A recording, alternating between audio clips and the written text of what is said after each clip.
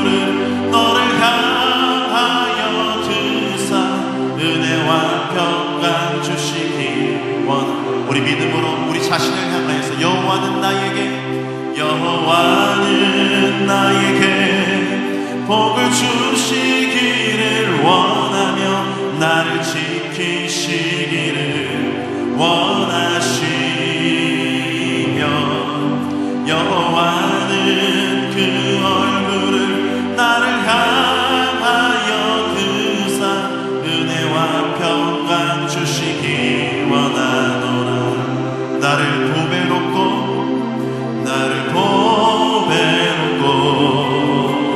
존귀하게 여기시는 하나님이 내 삶 속에서 이 약속을 진실하게 이루시리. 나에게 기름진 것으로 하늘에 신령한 것으로 나를 복주시고 지키시는 하나님이 나의 영혼 잘되도록 은혜 베푸시며 평강으로 인도 믿음으로 땅에 기름진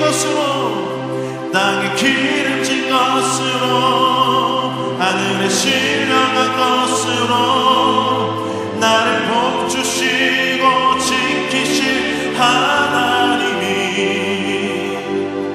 나의 영혼 잘되도록 은혜 베푸시며 평강으로 인도하시리. 아멘. 우리에게 복 주시는 그 주님께 우리가 다 함께 손뼉 치면서 한 걸음 한 걸음 주님께 나아가도록 하겠습니다. 주와 같이 길 가는 것 즐거운 일 아닌가. 우리 주님 걸어가신 발자취 다시 한 번 더 주와 같이 길 가는 것 즐거운 일 아닌가. 우리 주님 걸어가신 발자취를 밟겠네.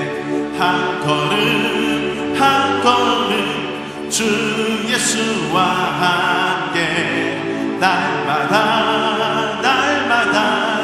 우리 걸어 어린아이 같은 우리 미련하고 약하나 주의 손에 이끌리어 새벽길로 가겠네. 한 걸음 주 예수와 함께 날마다 우리 걸어가리. 꽃이 피는 들판이나 험한 골짜기라도 주가 인도하는 대로 주와 같이 가겠네. 한 걸음 주 예수와 함께 날마다 우리 걸어가리. 예선지자의 똑같이 우리들도 천국에 들려 올라갈 때까지 주와 같이 걷겠네. 아멘. 한 걸음 주 예수와 함께 날마다 우리 걸어 한 걸음 주 예수와 함께 날마다 우리 걸어가. 우리 두 손 들고 고백하겠습니다. 한 걸음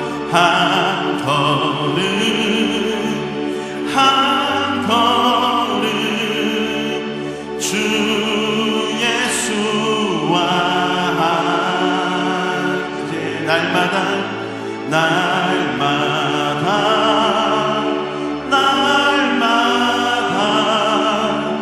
우리 걸어가리.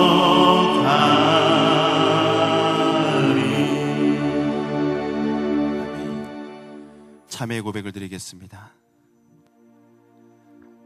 예수님을 보내시기까지 우리를 사랑하시는 하나님, 십자가를 지신 예수님의 고난이 점점 깊어가는 사순절 기간을 보내고 있지만 저희들은 세상 가운데에서, 죄 가운데에서 살아왔음을 고백합니다. 주님의 크신 사랑에 감사하기보다는 작은 일에 원망과 불평 가운데 살아왔고, 주님을 찬양하며 살아가기보다는 내 욕심과 만족을 위해 살아왔음을 이 시간 고백드립니다.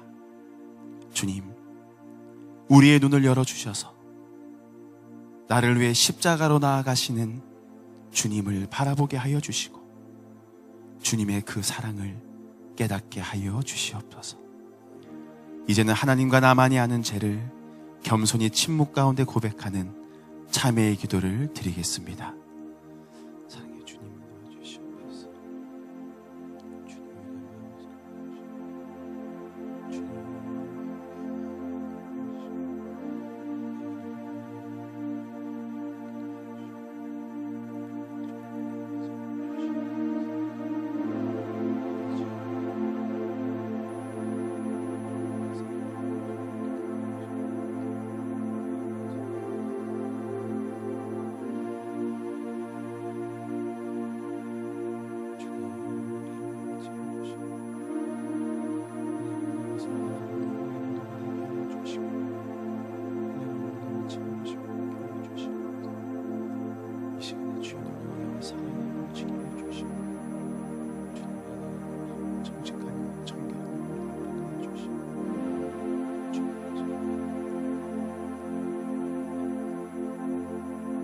이 시간 진심으로 하나님 앞에 참회의 고백을 드린 우리에게 주시는 하나님의 사죄의 말씀이 여기 있습니다.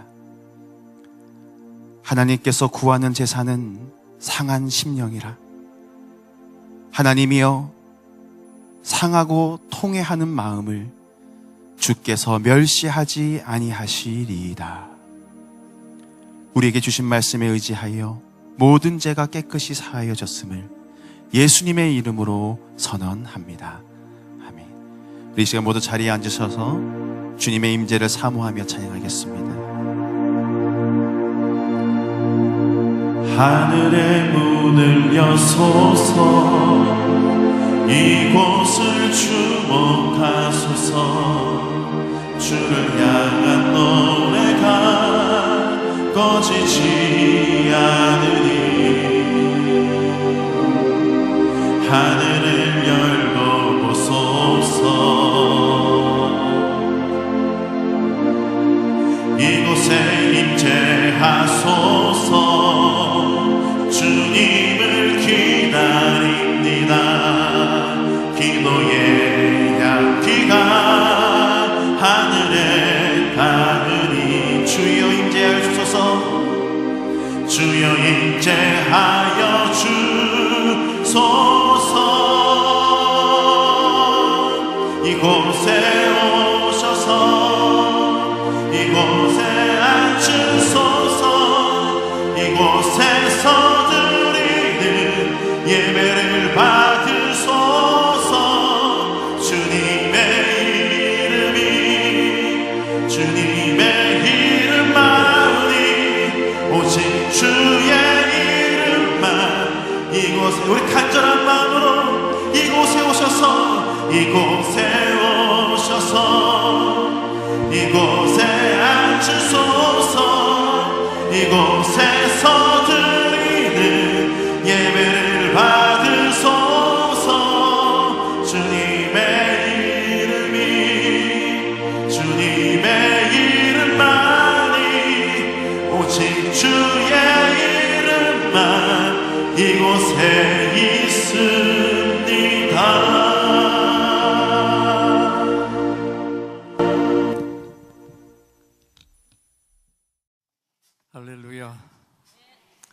하나님 앞에 나오신 여러분 모두를 주님의 이름으로 축복합니다.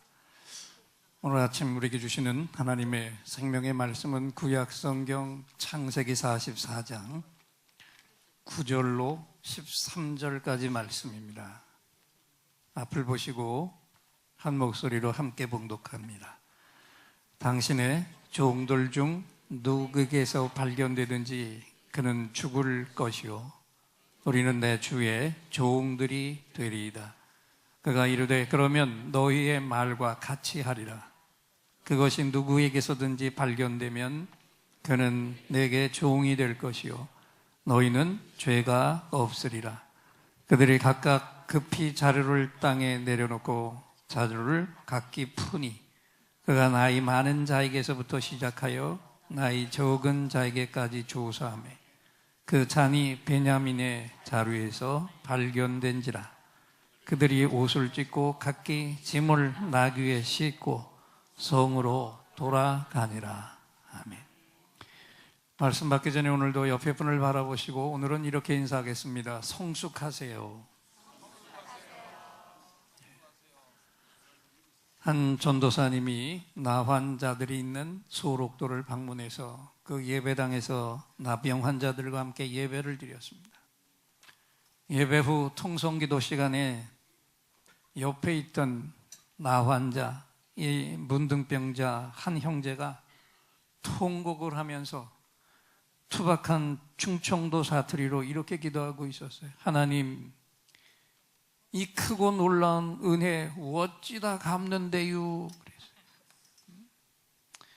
울면서 얼마나 간절히 기도하는지, 도대체 이 환자가, 나병에 걸린 환자가 얼마나 큰 은혜를 받았기에, 그리고 이런 고백을 드리나 자세히 바라봤더니 한쪽 눈은 아예 없었고 귀와 코는 다 문드러져서 형체를 알아볼 수 없고요, 입은 돌아가 버렸고 손목 아래는 다 없어져서 뭉툭한 두 팔뚝만 남았는데 그 팔뚝으로 예배당 바닥을 두드리면서 하나님 주신 은혜 내가 어찌 다 갚겠습니까? 통곡하는 걸 보고 함께 붙들고 울고 기도하고 예배한 후에 물었습니다. 당신 도대체 어떤 은혜를 그렇게 크게 받았느냐고.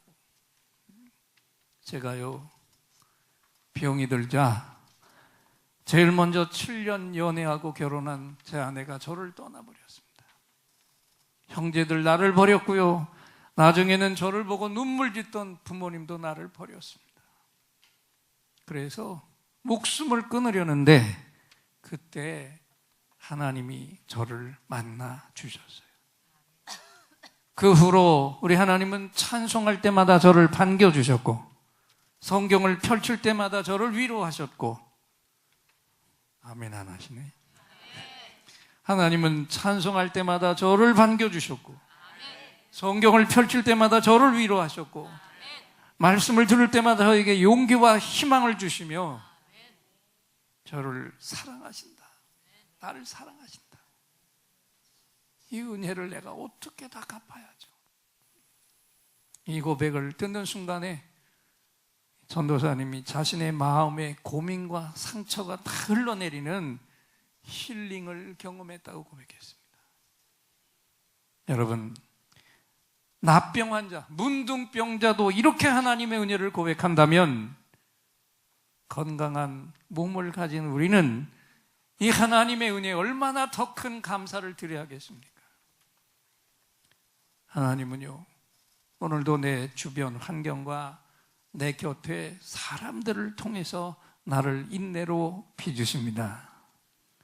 여러분, 지금 예배를 드리는 순간에도 돌아보세요. 요즘 나를 누가 가장 힘들게 하고 있는가? 섭섭해하지 마시고 나를 힘들게 하고 있는 바로 그 사람이 나를 잘 빚으시려는 하나님의 도구라는 걸 좀 깨달아 주세요. 그 사람이 있어서 내 신앙 인격이 세워지고 내 영적인 가치관이 잘 빚어져 가고 있는 거예요.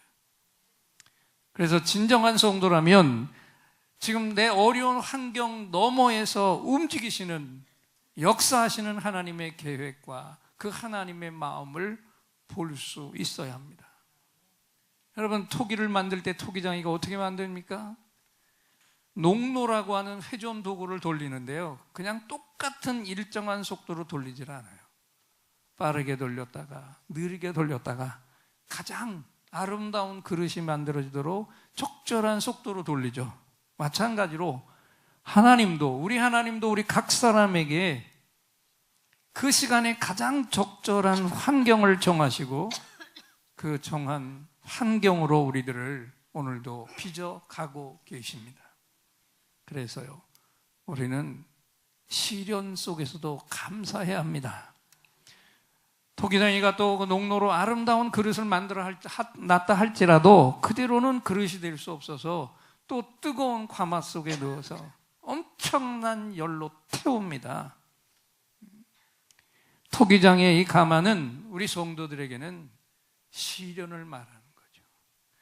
뜨거운 가마를 거치지 않은 토기가 정말 온전한 그릇이 될 수 없는 것처럼 오늘 우리에게는 하나님이 주시는 시련이 꼭 필요한 줄 믿습니다. 한번 큰 소리로 외쳐주세요. 시련은 나에게 주시는 하나님의 은혜다. 할렐루야. 그래서 우리는 세상을 살아가면서 틈틈이 하루에도 몇 번씩 이 기도를 드려야 돼요. 야베스의 기도인데 앞을 보시고 함께 이 기도를 오늘 이 시간에도 하나님 앞에 올려드리는 나의 기도로 큰 소리로 읽으면서 기도하겠습니다. 하나님만 주실 수 있는 초자연 축복, 복에 복으로 넘치게 하옵소서. 주의 일을 크게 할 수 있도록 내 지경을 넓히시옵소서. 내 환경을 넓히시옵소서. 전능자 하나님, 능력의 손을 내 위에 얹어주셔서 쓸데없는 근심과 안 당해도 되는 환난은 미리 피하게 하옵소서. 아멘. 그래서 오늘 아침에는 우리 믿음의 시련이 빚어내는 성숙에 대해서 하나님의 말씀을 드립니다. 예수님을 영접한 우리 모두는 다 하나님의 자녀가 되었습니다. 거룩한 자녀. 그래서 우리 이름을 성도라고 하잖아요. 거룩한 물이라고.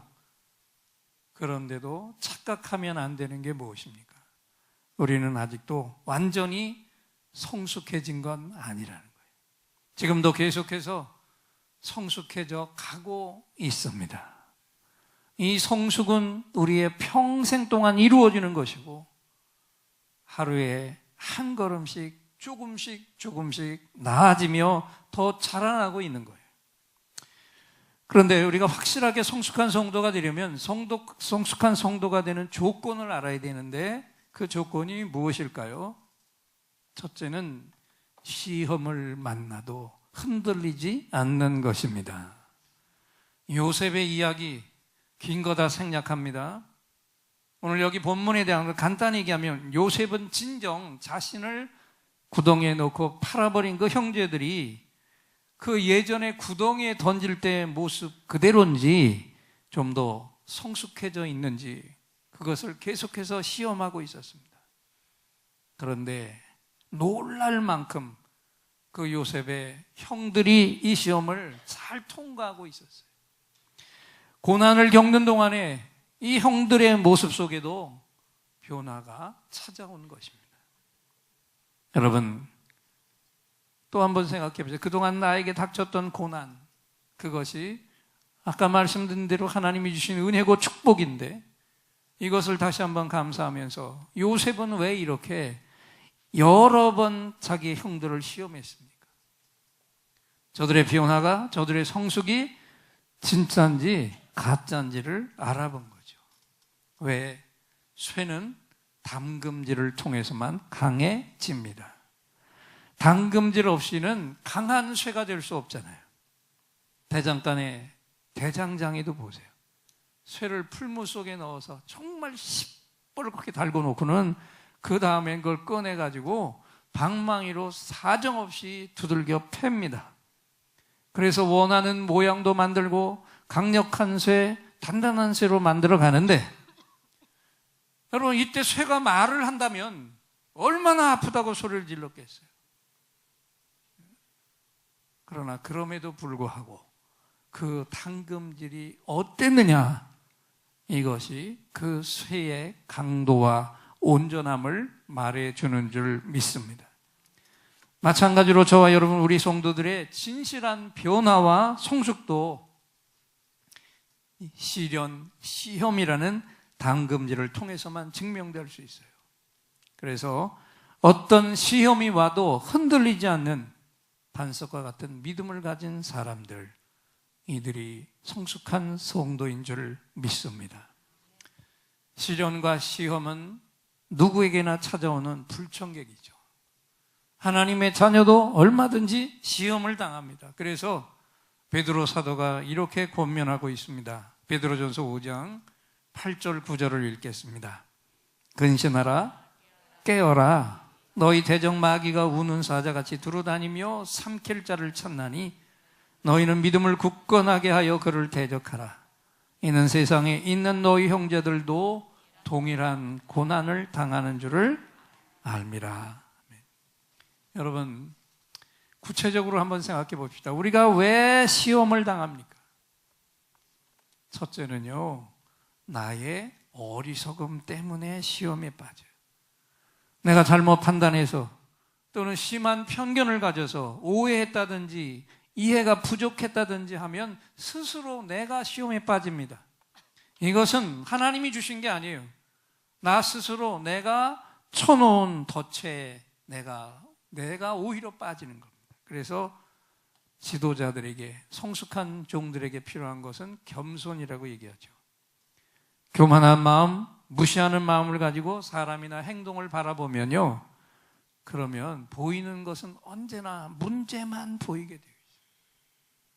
그런데 내 눈에 그런 것만 보인다면 그렇게 보이는 그 사람에게 문제가 있는 게 아니라 그렇게 바라보고 있는 나에게 문제가 있고 정작 비판하는 나에게 문제가 있는 겁니다. 사실 좀 생각해 볼까요? 우리가 당하는 여러 가지 시험 가운데 어떤 거는 안 들어도 되는 시험이 있잖아요. 그래요, 안 그래요? 야베스의 기도처럼 쓸데없는 근심, 안 당해도 되는 환난은 빠지지 않도록 기도하는 것, 이게 너무 중요합니다. 여러분 모두가 다 축복합니다. 안 만나도 될 환난, 쓸데없는 시험에는 들지 않기를 축원합니다. 또 둘째로 우리가 시험에 빠지는 이유가 있는데 그건 뭐냐? 나의 행위와는 상관없이 시험에 들 수 있어요. 왜? 하나님이 나에게 필요해서 주시는, 그 시간에 꼭 필요한, 우리에게는 불가항력적인 시험이 있습니다. 욥을 보세요. 사탄의 직격탄을 맞았죠. 그런데 이유는 다른 거 없습니다. 그가 하나님의 신뢰를 크게 받고 있었기 때문에. 이것을 사탄이 시기했다는 것이죠.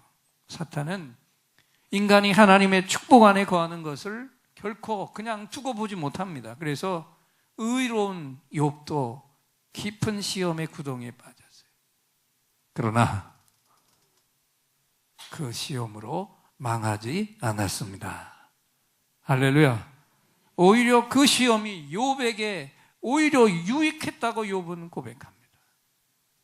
나의 가는 길을 그가 아시나니 그가 나를 단련하신 후에는 내가 정금같이 나오리라.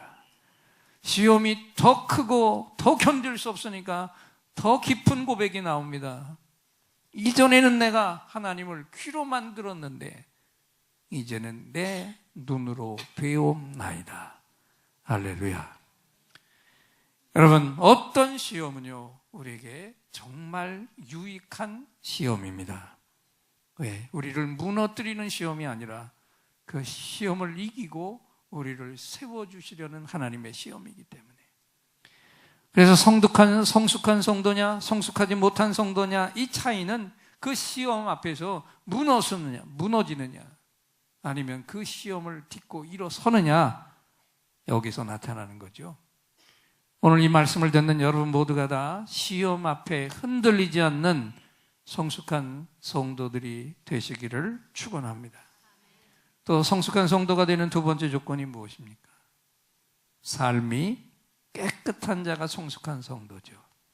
하나님은 오늘도 깨끗한 영혼들을 찾고 계십니다. 그런데 정확히 입력해 두세요. 하나님이 찾으시는 삶이 깨끗한 성도는요, 죄를 한 점도 저지르지 않는 성도가 아니에요. 그런 인간은 이 땅에 하나도 없으니까. 그래서 하나님이 그러면 오늘도 찾으시는 깨끗한 성도가 누굽니까? 죄를 저지르지만 즉시 회개로 엎드리는 성도인 줄 믿습니다. 그가 하나님이 찾으시는 깨끗한 성도예요. 하나님의 역사는 분명한 진리가 있는데 부정하고 더러운 자에게서는 나타나지 않습니다. 자, 디모데 후서 2장 20절로 21절까지 함께 봉독하겠습니다. 큰 집에는 금그릇과 은그릇뿐 아니라 나무그릇과 질그릇도 있어 귀하게 쓰는 것도 있고 천하게 쓰는 것도 있나니, 그러므로 누구든지 이런 것에서 자기를 깨끗하게 하면 귀히 쓰는 그릇이 되어 거룩하고 주인의 쓰심에 합당하며 모든 선한 일에 준비함이 되리라. 아멘. 여러분, 묻겠습니다. 주님이 나를 그리고 내 자녀를 존귀하게 써주시기를 원하십니까? 그러면 그 조건은 하나뿐입니다. 내가 깨끗한 그릇이 되어야 합니다. 오늘 본문을 보세요. 요셉이 일부러 은잔을 베냐민의 자루에다가 넣었어요. 그리고 그것을 도둑질한 자를 찾으러 왔다고 하자 형제들이 이렇게 말했습니다. 창세기 44장 9절입니다. 읽겠습니다. 당신의 종들 중 누구에게서 발견되든지 그는 죽을 것이요 우리는 내 주의 종들이 되리이다. 이 형들은 감히 죽음을 요청하고 있습니다. 그 잔이 나오면 그 나온 자는 반드시 죽을 것입니다. 저들은 이처럼 담대했어요. 왜 담대했습니까? 그 일을 안 저질렀으니까. 깨끗하면 담대할 수 있습니다. 우리 중 누구에서든지 그 잔이 나오면 그를 죽이라. 우리 한번 큰 소리로 따라하겠습니다. 깨끗하면 담대할 수 있다. 그래서 감리교를 이 땅에 세운 요한 웨슬리가 이렇게 말했습니다. 죄만 부끄러워하고 십자가만 자랑하고 하나님만 두려워하는 사람 100명을 주세요. 그러면 그들과 함께 세계를 변화시키겠습니다. 또 이런 기도문도 있었어요. 내게 하나님의 사람을 주소서. 한 사람을, 그의 믿음이 그의 마음을 지배하는 그 한 사람을 주옵소서. 그러면 무너진 당신의 성소를 수축하고 그 앞에 민족들로 무릎을 꿇게 하겠나이다. 할렐루야. 여러분, 이 세상이 교회들이 많아도 아직도 변하지 않고 있는 이유는 다른 거 없어요. 깨끗한 사람이 적기 때문에. 요즘 이 땅 지도자들의 문제가 무엇입니까? 깨끗한 사람을 찾을 수가 없어요. 이번에도 추한 일들이 상상하지 못한 곳에서 속속히 드러나고 있습니다. 저지르고도 부끄러운 줄은 모릅니다. 딴 사람은 안 걸렸는데 난 재수없이 걸렸다 억울해할 수도 있어요. 여러 사람들이 이 땅의 지도자가 되겠다고 난리들인데 따져보면 그 사람이다, 그 사람이. 조금만 힘을 쓰는 자리에 있으면 하나같이 부정한 일에 다 연루가 되어 있습니다. 누구도 예외가 없어요. 그러다 보니 세상 안팎이 다 속속히 어디나 다 병들었다는 얘기입니다. 여러분, 그러면 깨끗하려면 어떻게 해야 될까요? 깨끗하려면 어떻게 해야 돼요? 간단합니다. 청소하면 됩니다. 아멘. 죄를 한 톨도 안 저지른다, 이건 있을 수 없어요. 그러나 그 죄가 쌓여서 썩지 않게는 할 수 있습니다. 먼지가 떨어지기가 무섭게 쓸어버리면 됩니다. 여러분, 어떤 집을 방문했는데 반짝반짝하게 잘 닦아놓은 집 보면 기분이 어때요? 더러워요? 기분이 좋잖아요. 근데 그 집의 비결은 간단해. 아주 단순하고 간단해. 뭐 하면 돼요? 부지런히 쓸고 닦는 거예요. 이거 외에 다른 비결이 없습니다. 청소 잘하자고 이거 외치는 거 아닙니다. 같이 큰 소리로 읽겠습니다. 시작. 부지런히 닦고 청소하자. 집안 청소하자고 얘기한 거 아니죠? 뭐 하자고요? 우리 영도, 우리의 심령도 부지런히 닦고 청소하시기를 축원합니다. 그러면 하나님이 찾고 쓰시는 하나님의 깨끗한 그릇들이 돼요. 여러분, 또 하나 진리가 있습니다. 한번 따라합시다. 죄는 피해야 하지만 회개는 피하면 안 된다. 죄는 피해야 돼요. 그러나 회개는 피하지 마세요. 언제나 깨끗하게 씻어내시기를 축원합니다. 그리고 마지막 성숙한 성도의 조건이 뭘까요? 내 책임뿐만 아니라 남의 책임까지도 감당하려는 자, 그가 성숙한 성도입니다. 그래서 우리 주님이 갈라디아서 6장 2절에 이렇게 말씀했는데 또 읽겠습니다. 너희가 짐을 서로 지라 그리하여 그리스도의 법을 성취하라. 내 짐만 지지 말고 서로 짐을 같이 져주라. 그러면 성숙한 그리스도의 모습처럼 너희 삶이 바뀌어질 것이다. 이 말씀을 들으면서 다시 요셉의 형제들을 보십시오. 창세기 44장 13절에 그 전혀 생각지 못한 은잔이 베냐민의 자루 속에서 나오니까 그들이 옷을 찢고 각기 짐을 나귀에 싣고 성으로 돌아가니라 그랬어요. 요셉이 있는 성으로 다 돌아가는 거예요. 자신이 잘못하지 않았는데 옷을 찢었습니다. 그리고 벌을 받기 위해서 모두가 함께 성으로 돌아갔어요. 여러분, 성숙한 공동체와 그렇지 못한 공동체의 차이가 무엇인지 이 장면에서도 똑똑히 나타내죠. 성숙하지 못한 공동체는 자기를 자랑하는 사람은 많고 책임을 지려는 사람이 없어요. 그러나 성숙한 공동체는 자기를 자랑하는 사람은 적고 책임을 지려는 사람은 많습니다.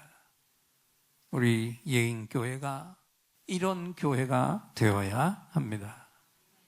유명한 신부로 성자처럼 여김을 받던 분이 있었는데요. 이분의 동생도 하나님 앞에 헌신한 신부였어요. 똑같은 신부 형제입니다. 그런데 이 성자를 넘어뜨리려고 어둠의 영들이 온갖 방법을 다 썼습니다. 돈과 여자, 명예 같은 것으로 유혹했는데 이 거룩한 성자는 한 번도 넘어가질 않았어요. 그런데 사탄이 그 옆에 있는 사람을 통해서 이 신부에게 한마디를 했더니 이 성자의 얼굴이 완전히 변해버렸습니다. 그리고 분노해버렸습니다. 궁금하시죠? 도대체 그 귀에다가 무슨 얘기를 했길래 온갖 유혹에도 온갖 이 모든 공격에도 흔들리지 않았던 성자의 마음이 시기와 분노로 뒤집혔을까요? 그 말이 이거였어요. 내 동생이 너보다 높은 주교가 되었다. 그랬더니 성자가 뒤집어졌어. 여러분, 바로 이거예요. 이게 우리 본성입니다. 우리 안에 왜 시기와 다툼이 있습니까? 내 속에 교만이 살아있기 때문에. 사람들은 누구나 다 존경받고 칭찬받고 대접받기를 원합니다. 특히 똑똑한 사람들이 가장 범하기 쉬운 게 자기를 자랑하는 죄라고 합니다. 똑똑한 사람일수록 남에게 지지 않으려 하고 다른 사람이 나보다 칭찬받고 존경받는 것을 견디지 못해요. 그런데 그런 사람이 말씀 앞에서 성숙해지면 그동안에 자신들이 자랑하던 그런 모든 것들이 다 쓰잘데기 없는 일인가를 깨닫게 되고 사람들 앞에 고개가 숙여지는 귀한 일꾼이 되는 줄 믿습니다. 창세기 44장 16절을 유다가 말했는데 함께 읽겠습니다. 유다가 말하되 우리가 내 주께 무슨 말을 하오리이까? 무슨 설명을 하오리이까?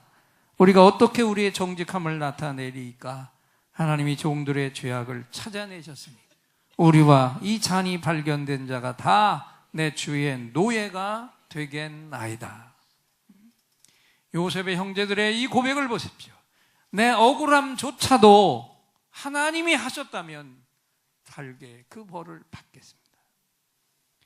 요셉을 팔아버렸던 그때와는 훨씬 더 성숙한 사람들로 자라나 있었어요. 여러분, 자기가 한 일에 책임을 지는 사람 괜찮은 사람이에요. 그런데 남의 책임까지 지겠다고 나서는 사람은 훌륭한 성도인 줄 믿습니다. 이런 사람이 한 사람만 있어도 그 주위가 환하고 밝아집니다. 왜요? 누구 때문에? 그 한 사람 때문에. 유다는 동생의 일로 인해서 자기가 죽겠다고 다짐했어요. 필요하면 동생을 놓아주고 나를 인질로 대신 삼으라고 요셉에게 충문합니다. 그런데 이 애굽 땅까지 내려오기 전에도 유다가 베냐민을 데리고 가야 된다니까 그 아버지 야곱이 그것을 믿지 못하고 못마땅할 때 그 아버지 야곱을 안심시키기 위해서 유다가 또 무슨 얘기를 했어요?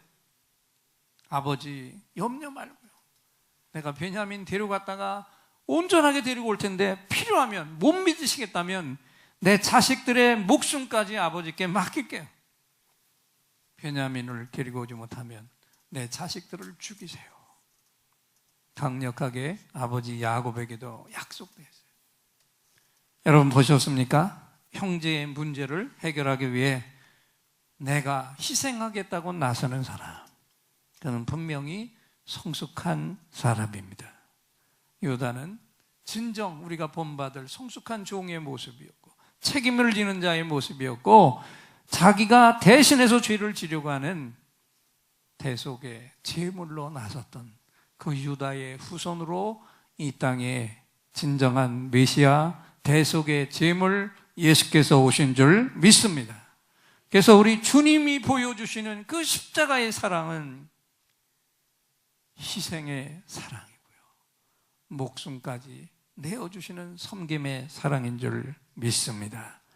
그 주님이 우리를 향해서 오늘 이렇게 말씀하고 계십니다. 마가복음 10장 44절 45절 두 절을 함께 읽겠습니다. 너희 중에 누구든지 으뜸이 되고자 하는 자는 모든 사람의 종이 되어야 하리라. 인자가 온 것은 섬김을 받으려 함이 아니라 도리어 섬기려 하고 자기 목숨을 많은 사람의 대속물로 주려 함이니라. 미국 실리콘밸리에 가면 이제는 70대가 된 한국인이 재벌에 속하는 벤처 기업인이 있는데 이미 나스닥에 상장해서 거대한 기업을 이뤘고 현역으로 일하고 있는 열심히 일하는 분인데 한 기자가 이렇게 물었습니다. 이제는 좀 쉴만한데 왜 이렇게 젊은 사람들 틈에서 당신은 밤낮 없이 일을 하느냐 물었어요. 그랬더니 이렇게 대답했습니다. 나는 지금 나 혼자 쓰기에는 충분한 돈을 가지고 있지만 남에게 나눠 주기에는 부족합니다. 그래서 나는 아직도 더 벌어야 합니다. 여러분, 입술만의 잔치가 아니라 이분은 1년에 거의 600만 달러 70억을 매년 사회 기부해서 미국 내에서도 가장 기부를 많이 한 사람 가운데 한 명으로 선정된 분이에요. 여러분, 참 아름다운 이야기죠. 섬기며 나누는 삶. 다른 사람을 돕기 위해서 나는 더 열심히 일해야 됩니다. 우리가 이제 따질 일은 오직 이것 하나뿐입니다. 나는 얼마나 성숙한 성도입니까? 나는 얼마나 성숙한 그리스도인입니까? 나는 얼마나 다른 사람들을 위해 지금 희생하고 있습니까? 이번 한 주간도 세상에 나가 여러분이 살 때 내 손길을 필요로 하고 있는 사람이 반드시 내 곁에 있다. 이 사실을 오늘 하나님의 전에서 꼭 명심하고 나가시기를 바랍니다. 내가 아니면 쓰러질 사람이 있다는 것 꼭 기억하시고요. 내 손길이 사람을 살리는 능력의 손이 될 수 있다. 이것을 믿으시기 바랍니다. 우리 예인교회가 이런 공동체가 되기를 소망합니다. 앞을 보시고 교회가 되어야 될 모습을 큰 소리로 함께 읽으면서 선포합니다. 잘못이 있더라도 덮어줄 줄 아는 교회, 책임을 함께 지고 가려는 교회, 서로 섬기고 약한 자를 세워주는 교회, 시험이 와도 흔들리지 않는 교회, 예인들 모두의 삶이 정결하고 깨끗한 교회와 성도들이 되시기를 주님의 이름으로 축원합니다. 성숙하라 말씀을 직접 선포해 주신 하나님께 우리 예인들의 감사합니다. 할렐루야 박수로 뜨겁게 올려드립니다. 할렐루야 감사합니다. 할렐루야. 이 시간 말씀을 받은 그대로 하나님 앞에 찬양을 하나 이 말씀을 기억하면서 올려드리겠습니다. 내가 너를 도우리라. 세상 일에 실패했어도 너는 절망하지 말라. 내가 너를 도우리라. 다시 일어서게 하리라. 함께 찬양합니다. 세상 일에 실패했어도 너는 절망하지 말라. 내가 너를 도우리라. 다시 일어서게 하리라. 질병으로 고통 당해도 나는 두려워 말라. 내가 너를 고쳐주리라. 다시 일어서게 하리라. 나를 버린 자들도 내가 사랑하거든. 하물며 너희를 그냥 돌아보랴. 나는 너와 함께하는 너의 하나님 되리니 의로운 오른손으로 붙들리라. 내가 너를 굳세게 하리라. 너를 크게 사용하리라. 너로 하여금 나를 근거하도록 내가 너를 도우리라. 환난 핍박 끊임없어도 너는 낭망하지 말라. 내가 너를 도우리라. 다시 일어서게 하리라. 참지 못할 고통이 있어도 기도하며 담대하라. 내가 너를 도우리라. 다시 일어서게 하리라. 감사 눈물을 흘리며 믿음으로 간구하네. 너희의 기도를 내가 외면하랴.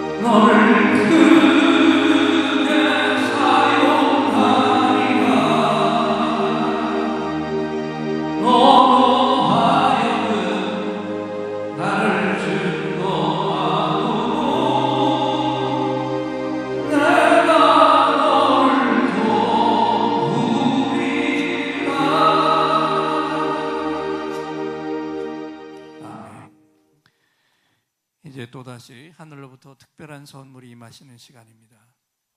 이 자리에 나오실 때 긴급히 응답받을 기도 제목이 있는 분들, 깊은 상처에 치유가 필요한 분들은 두 손을 가슴에 얹어주시고, 몸에 질병이 있는 분은 질병이 있는 그 부분에 손을 얹어주십시오. 제가 여러분의 응답과 치유를 위해 하나님을 향해 간절한 찬양을 올려드리고, 이 시간 하나님이 우리에게 주시는 응답을 확신의 찬양으로 선포할 때 최고의 치유, 최고의 응답이 선물로 부어질 것입니다. 믿음의 손을 얹으십시오.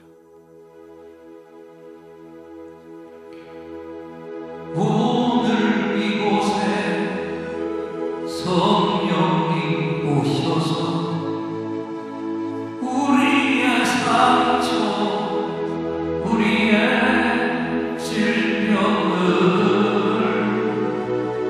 주여 우리의 영혼을 만지사 생명처럼 뛰게 하옵소서. 여기 이 시간 치유의 찬송을 마음의 귀로 영혼의 눈으로 오직 주님을 찾는 이 가슴에 영원하신 분을 만나리라. 아픈 사람들 여기에 있어요. 이 노래 듣고 소망을 가져요.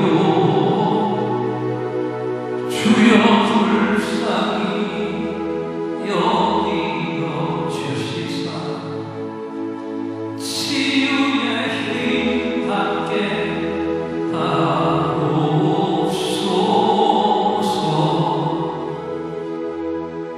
내가 너에게 치유를 주노라. 세상이 빼앗을 수 없는 치유는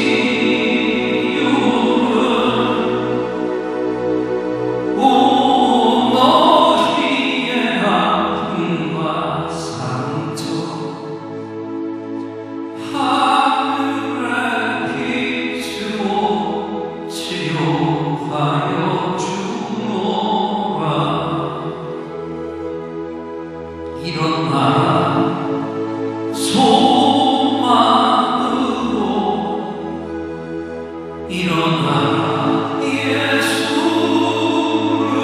믿음으로.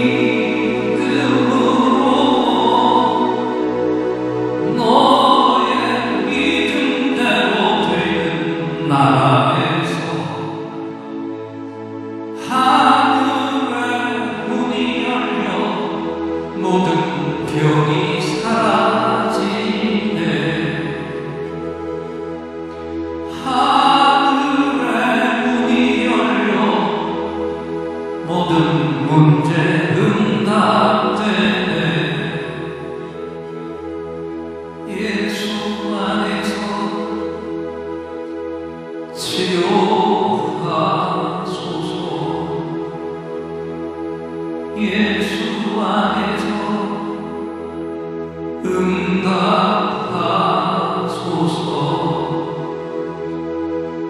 예수 안에서 살게 하소서.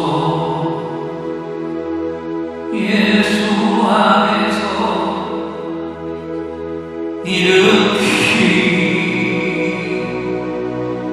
일으키소서.